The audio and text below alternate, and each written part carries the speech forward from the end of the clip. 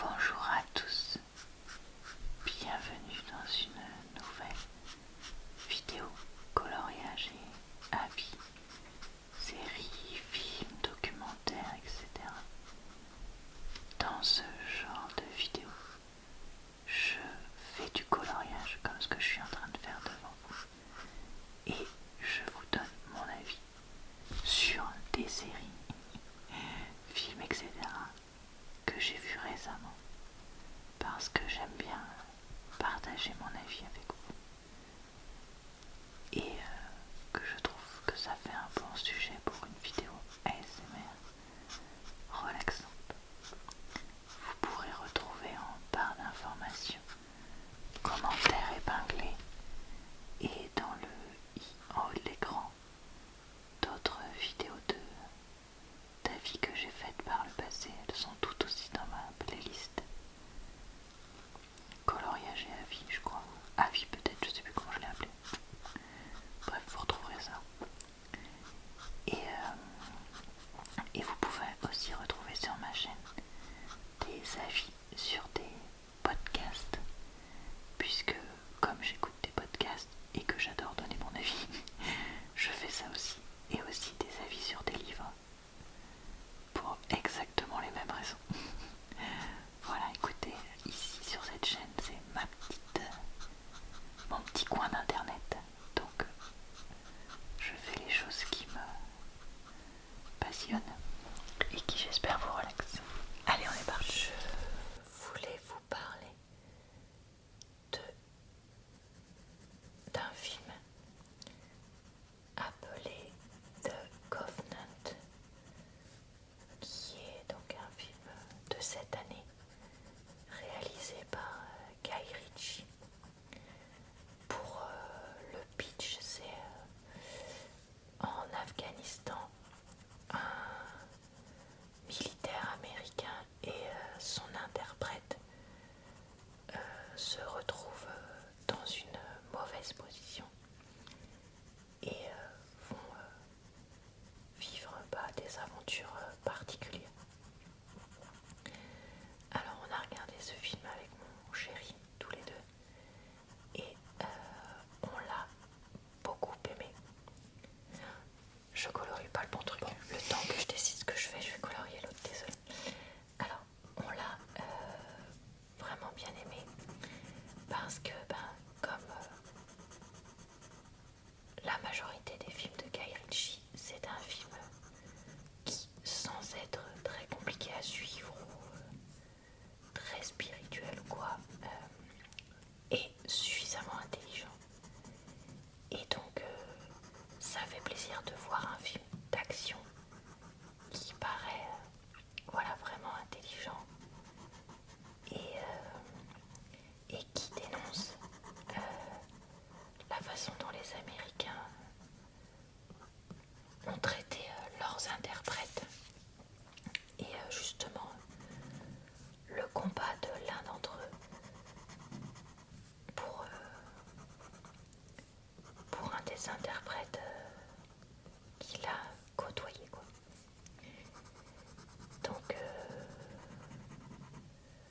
Donc voilà, vraiment un film pas mal du tout, qu'on vous recommande tous les deux si vous pouvez le voir. Après c'est quand même un peu triste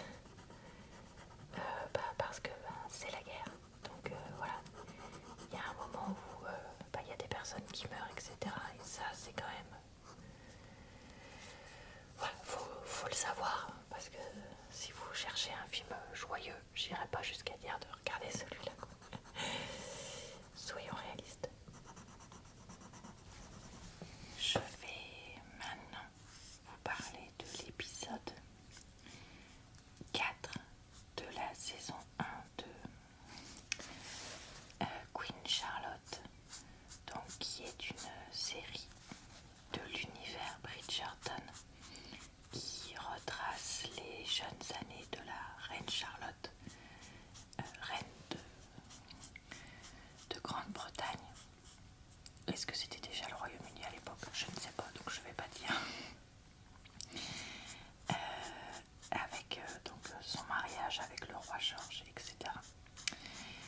Je vous avais déjà parlé des premiers épisodes dans mes vidéos précédentes de coloriage et avis, donc je vous laisserai regarder ça. Et en fait, dans ce 4e épisode, on a un épisode un peu particulier parce qu'on revient un peu en arrière sur les 3 épisodes précédents et on nous parle de la maladie de Georges, puisque voilà, on nous a déjà évoqué qu'il y avait un truc qui était bizarre chez lui et on nous montre un peu qu'est-ce qu'il a, comment est-ce qu'il est traité à l'époque, etc. pour ça. Et donc c'est un épisode vraiment particulier parce que d'un côté il se passe rien de nouveau, mais en même temps il se passe plein de choses de nouvelles. En gros, en fait, on nous apporte un éclairage d'informations qui permet de mieux comprendre les épisodes qui se sont passés.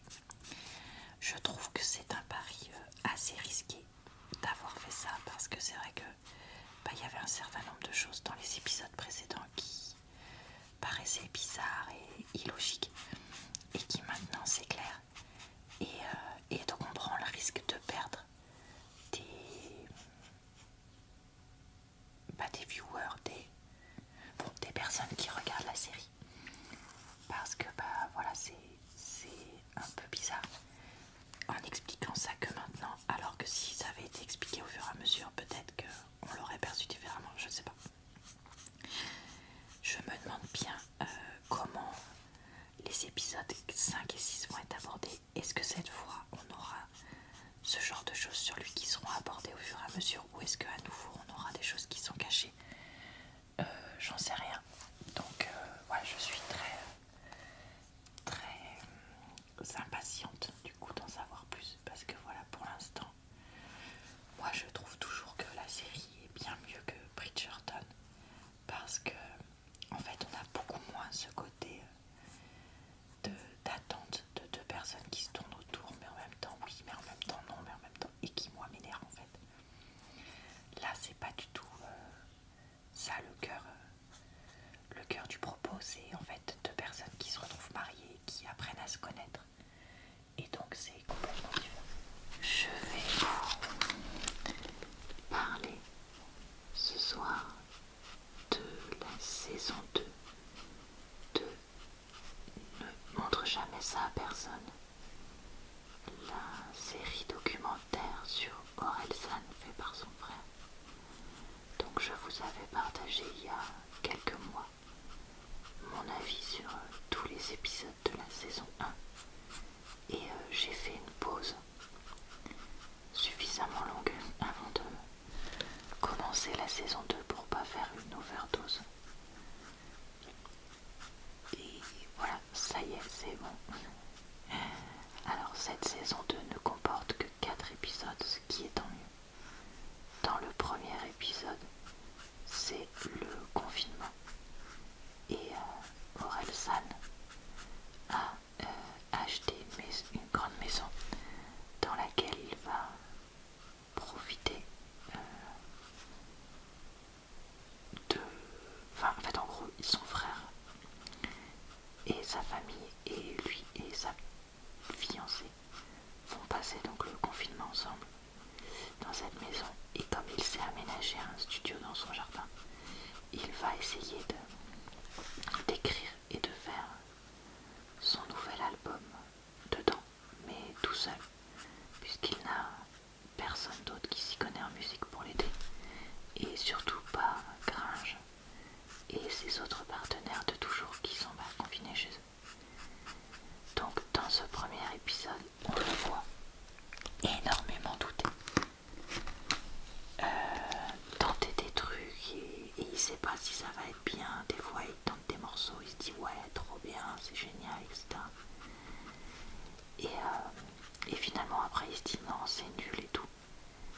Et en fait au début de l'épisode on a un peu d'installation, d'explication, et en fait après c'est que ça. Mais en fait je trouve que c'est trop. J'imagine bien que avoir un processus créatif comme ça tout seul, quand on est habitué à faire à plusieurs et tout, ça doit être hyper dur. Mais en fait, moi je trouve ça quand même bizarre de se dire qu'ils ont rien pu s'envoyer. Après, Grinch dit à un moment, non mais moi je suis pas du tout dans le mood de faire de la musique. Ok, mais du coup je comprends pas pourquoi quand Orelsan lui-même n'est pas dans le mood de faire de la musique, parce qu'il y a des moments où on le voit tellement douter, etc. Pourquoi il se force à continuer? Après, c'est quelqu'un qui exprime beaucoup le fait que la musique c'est du travail, c'est avant tout beaucoup, beaucoup, beaucoup de travail. Ok, mais je crois que... En fait là je crois que malheureusement il s'est forcé à faire peut-être quelque chose qu'il aurait pas dû, enfin je sais pas.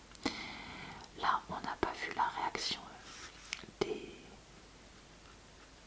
deux autres encore parce que le confinement se termine, le confinement strict pardon se termine à la fin de l'épisode. Donc voilà, j'ai hâte de voir un peu la suite parce que là, certes l'épisode était pas très long, mais en fait ça m'a paru hyper long, beaucoup plus que ce que c'était en vrai, de par justement ce côté hyper répétitif quoi, de qu'est-ce qu'on va faire, etc. machin, enfin, j'y arrive pas et tout. Après je peux comprendre que pour beaucoup de monde le confinement ça a été ça, mais quand même quoi, moi ça me... Enfin, je sais pas, ça me dépasse un peu de se dire ouais. Enfin bref, je l'ai trouvé moyen quoi cet épisode. Voilà. Je vais vous parler d'un film qui s'appelle Ice. Alors, c'est un film qui s'appelle une comédie romantique. Et c'est un film russe. Je suis tombée dessus comme ça, voilà, sur Amazon. Et je me suis dit, en gros, c'était un soir, je mangeais toute seule. Je cherchais un truc un peu comme ça à regarder. J'ai pris le premier truc que j'ai trouvé. Alors, c'était très bizarre ce film. L'histoire, donc, c'est une patineuse qui est blessée et qui va chercher à revenir au meilleur niveau. C'est un film qu'on suit assez chronologiquement. On la voit enfant qui essaye de rentrer dans une école de patinage, mais elle est nulle. Mais grâce à sa volonté extraordinaire et à tout le travail qu'elle va être capable de mettre, elle va réussir à monter dans les échelons du patinage. Alors là, on a vraiment les valeurs russes qui sont mises en avant, hein, qui sont légèrement différentes des valeurs américaines ou françaises, mais c'est vrai que c'était assez surprenant. En fait, c'est un film américain, ouais, voilà, c'est ça. Un film américain, mais fait à la russe, quoi. C'est-à-dire que on a, voilà, tout est bien qui finit bien, tout le monde arrive à surmonter les difficultés, etc. Mais avec cette valeur de si tu travailles, tu pourras tout surmonter, etc. Très, très russe. Avec aussi, comment dire, ce qui m'a fait bizarre, c'est que déjà les acteurs surjouent certaines scènes, mais c'est vraiment ridicule. Mais comme ils font ça tout le temps, peut-être que, je dis bien peut-être parce que je peux pas considérer que ce film-là est représentatif de tous les films russes, mais peut-être que chez eux ça paraît normal. Mais là voilà, c'était vraiment pénible. Bon alors après ça c'était, comment dire, accentué par les doublages pourris qu'il y avait français, parce qu'il y avait que des doublages français. Mais ça, c'est pas la faute des acteurs russes. Mais vraiment des fois des scènes où ils surjouent, où elle rigole, où elle pleure, ou tout, mais c'est rien qu'en regardant l'image, c'est ridicule. Et aussi, donc ça, pareil. Et enfin, donc voilà, tout est toujours bien, qui finit bien, tout ça. Mais par contre, on enlève par rapport aux comédies romantiques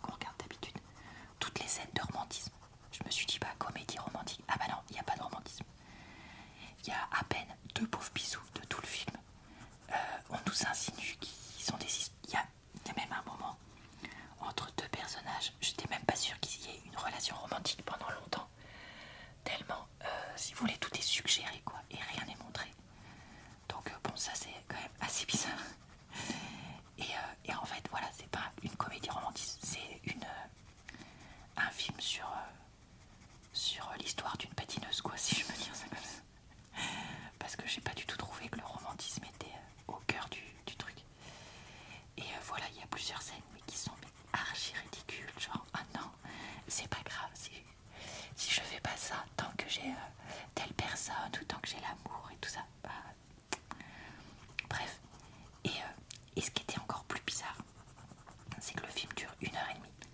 Mais il y a plein... Déjà, il y avait des moments des chansons. Donc mode comédie musicale, je m'y attendais pas du tout.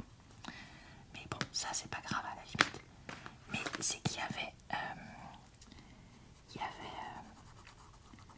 comment dire, c'est comme si on avait enlevé plein de petites scènes intermédiaires. C'est-à-dire que le film, en gros, il y a une scène où il se passe un truc, pouf, une autre scène où il se passe un truc, pouf, une autre scène où il se passe un truc. Et tous ces moments entre deux, vous savez, dans la vraie vie ou dans les films, qui font des moments un peu de transition et qui ajoutent du naturel, n'existaient pas. Et du coup, on aurait dit des fois une vidéo YouTube mal montée. Alors après, pareil, ça, je peux pas dire que tous les films soient comme ça, parce que je connais pas assez le cinéma russe, mais c'était vraiment, vraiment bizarre. Après, est-ce que c'était sympa quand même? Franchement, ça change. Honnêtement, j'ai quand même regardé le film en entier, voilà, parce que je trouvais ça assez différent. Et oui, le côté, tu sais très bien que ça va bien se finir, un peu gnangnan, bah voilà, c'était ce dont j'avais besoin ce soir-là. Mais je pense pas regarder d'autres films un peu dans ce genre-là dans les prochains mois ou années, parce que vraiment assez perturbant et bizarre quoi. Donc dites-moi si jamais vous avez déjà vu des films comme ça, pas que ce soit peut-être russe ou peut-être pas russe, peu importe, mais dites-moi ouais si vous avez déjà vu des films un peu comme je décris, parce que voilà, ou alors si vous avez peut-être vu celui-là, je dois pas être la seule à tomber là-dessus sur Amazon. Donc bref, n'hésitez pas à partager vos témoignages. Je vais maintenant vous parler de l'épisode 5 de la saison 1 de la série Queen Charlotte, qui est liée à la franchise Bridgerton et dans laquelle on suit le passé de la reine Charlotte et de d'autres personnages de Bridgerton. Alors c'est une série beaucoup moins centrée sur la romance et beaucoup plus sur ce que ça implique d'être une femme à cette époque, en faisant évidemment tout pour que l'on puisse s'identifier, nous les femmes de nos jours. Je vous avoue que ce 5e épisode était un peu bof. J'ai mis beaucoup de temps à le finir. En fait, j'ai commencé à le regarder et j'ai mis un mois, même si je sais que vous, ça ne se verra pas dans la vidéo, dans la suite de mes vidéos de coloriage et à vie, mais en fait j'ai mis un mois avant de regarder la fin, parce que ensuite j'ai oublié ça, parce que en fait Charlotte et je trouvais cet épisode, on entend mon chéri qui rigole, hein, désolé, au début trop redondant avec ceux d'avant, c'est-à-dire le roi a les difficultés qu'il a, Charlotte est triste, tout ça, enfin bon, bref, c'était lourd quoi. Et en fait, justement, au bout d'un moment, elle se reprend en main et ça devient un peu plus intéressant, et ça m'a redonné envie de regarder justement la fin et l'épisode d'après, parce que là franchement j'étais à deux doigts d'abandonner la série quoi. Tellement je trouvais ça ennuyeux. Après il y a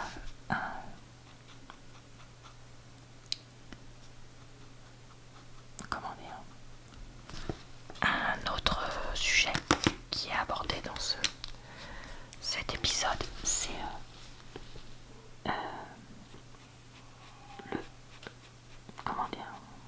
le veuvage, si c'est ça, et avoir encore des relations, aimer quelqu'un en étant veuve.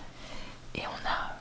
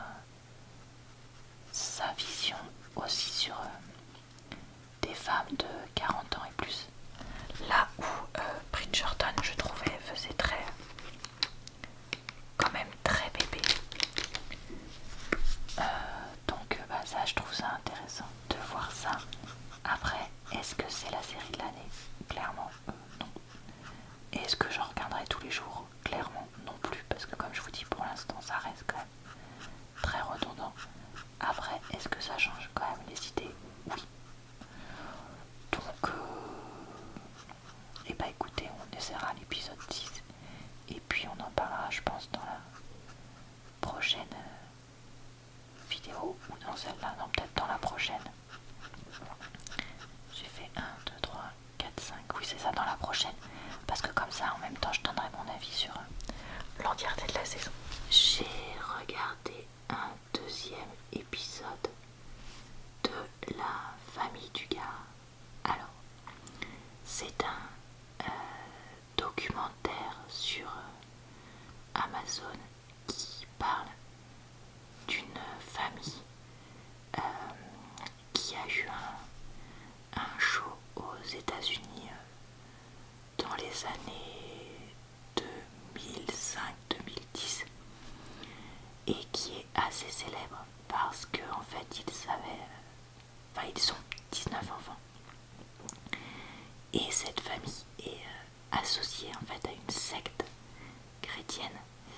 Et bien que je n'ai jamais regardé la série, j'étais tombée là-dessus sur Amazon dans la partie documentaire et j'ai eu envie de tester. Et j'ai regardé donc déjà le premier épisode de cette série documentaire.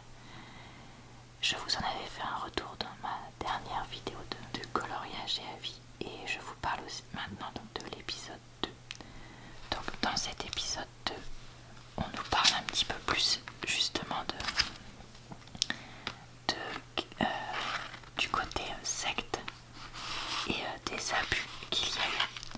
Donc on parle notamment du fait qu'il y a dans cette secte le principe c'est que en fait la femme est soumise à l'autorité de son mari, les enfants sont soumis à l'autorité de la mère et du père et que ça crée des victimes ou des futures victimes parce qu'en fait ça crée des personnes qui ne savent pas dire non, qui s'occupent donc des plus jeunes etc et qui doivent toujours obéir,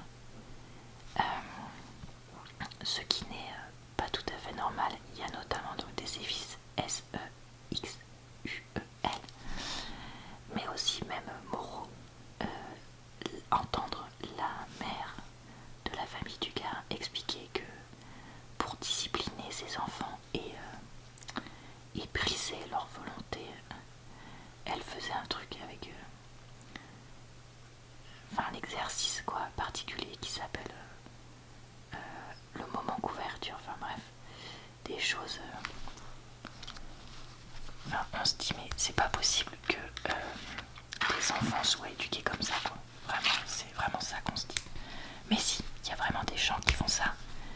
Et puis en fait aussi, ce qui est pointé du doigt, c'est que ça attire certaines personnes qui ont justement envie que leurs femmes leur obéissent, que leurs enfants leur obéissent, etc. Donc voilà, c'était vraiment terrifiant. Et surtout, dans ce deuxième épisode, en fait, on n'est plus uniquement centré sur les personnes qui gravitent autour de la famille du gars. Là, on étend à l'ensemble d'ex-membres de la secte et c'est vraiment comment dire, glaçant. Et voilà. Et au final, est-ce que j'ai bien aimé cet épisode? Oui, parce que je trouve ça intéressant d'aborder ce genre de sujet et aussi des fois de montrer à quel point non, les États-Unis c'est pas parfait. Et voilà, bien que cette famille, voilà, je n'ai pas suivi, etc. Enfin, moi je prends vraiment ça comme un documentaire. Après, je pense pas que ce soit le genre de sujet qui plaise à tous. Parce que déjà c'est très dur à regarder comme j'ai dit. Et puis même ce côté documentaire sur des personnes qu'on connaît pas forcément, voilà. Mais bon, si vous aimez bien les histoires de vie, les témoignages comme moi, et bien peut-être que c'est quelque chose qui pourrait vous plaire aussi. Donc voilà, je voulais quand même vous raconter mon avis. J'ai regardé l'épisode 1 de la saison 2 de la série With Love. Alors c'est une série dont je vous avais parlé il y a quelques temps parce que j'avais regardé la saison 1 et je vous avais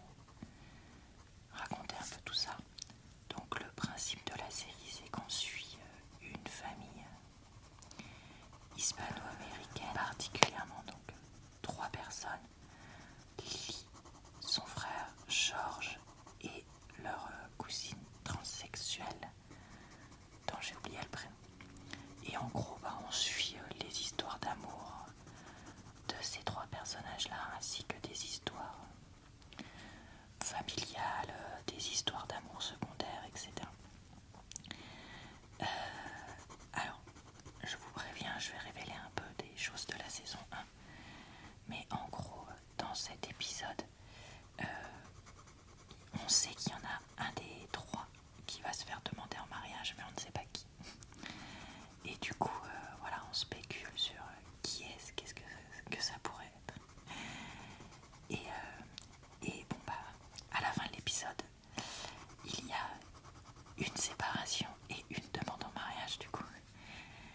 Et c'est vrai que il y a certains personnages qui peuvent quand même paraître assez butés.